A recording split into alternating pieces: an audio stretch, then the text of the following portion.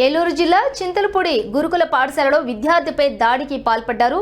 Doctor BR Ambedkar గురుకుల పాఠశాలలో 5వ తరగతి చదువుతున్న మారుముల ఆనంద్ కుమార్ అనే విద్యార్థిపై గుర్తు తెలియని విద్యార్థులు బ్లేడుతో దాడికి పాల్పడ్డారు.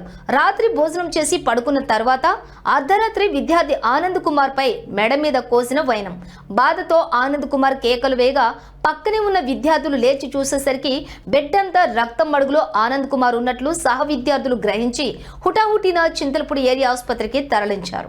పోలీసులకు సమాచారం ఇవ్వడంతో ఎస్ఐ సతీష్ కుమార్ దర్యాప్తు చేపట్టారు.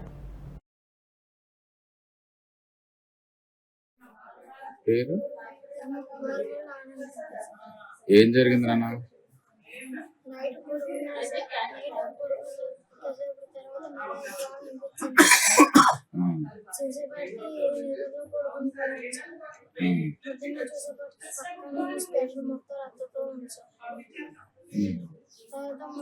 చూపించారు